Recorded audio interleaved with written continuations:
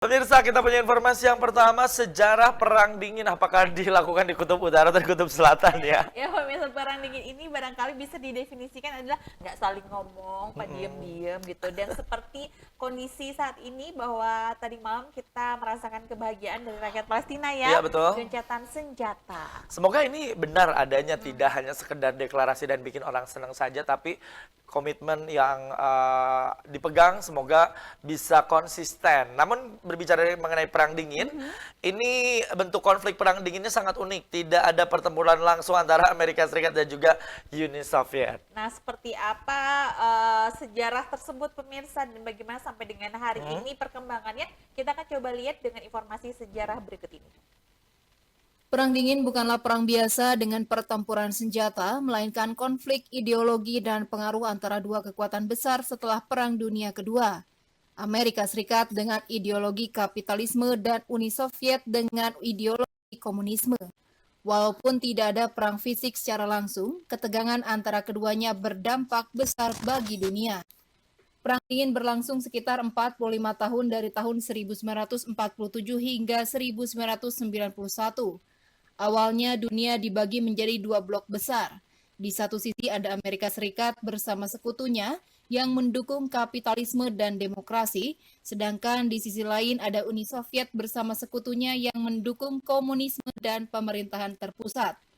Ketegangan ini terjadi karena keduanya ingin memperluas pengaruh ideologinya ke seluruh dunia. Bentuk konflik Perang Dingin sangat unik. Tidak ada pertempuran langsung antara Amerika Serikat dan Uni Soviet, tetapi kedua negara saling bersaing dalam banyak hal. Misalnya mereka bersaing dalam perlombaan senjata dan perlombaan luar angkasa.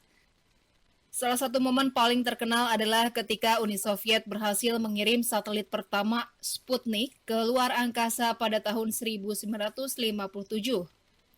Kemudian disusul oleh Amerika yang mendaratkan manusia di bulan pada 1969.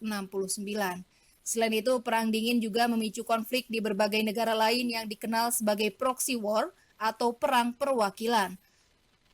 Contohnya Perang Korea pada 1950-an dan Perang Vietnam pada 1960-an hingga 1970-an. Amerika mendukung berbagai negara yang ingin menolak komunisme, sedangkan Uni Soviet mendukung gerakan-gerakan komunis di berbagai belahan dunia. Ketegangan Perang Dingin pun mencapai puncaknya dengan pembangunan tembok Berlin pada 1961 yang membelah Jerman menjadi dua bagian, yaitu Jerman Barat yang kapitalis dan Jerman Timur yang komunis. Tembok ini menjadi simbol nyata dari perpecahan dunia saat itu. Akhir dari Perang Dingin terjadi pada tahun 1991 ketika Uni Soviet runtuh. Reformasi ekonomi dan politik yang gagal membuat Uni Soviet pecah menjadi beberapa negara dan Amerika Serikat menjadi satu-satunya kekuatan besar dunia. Perang Dingin mengajarkan kita betapa berbahayanya persaingan ideologi yang berlebihan yang bisa membawa ketegangan global selama puluhan tahun. Meskipun tidak ada pertempuran fisik antara dua negara utama, dampaknya sangat dirasakan oleh banyak negara di dunia. Dengan memahami sejarah ini, kita bisa belajar tentang pentingnya diplomasi dan perdamaian di era modern.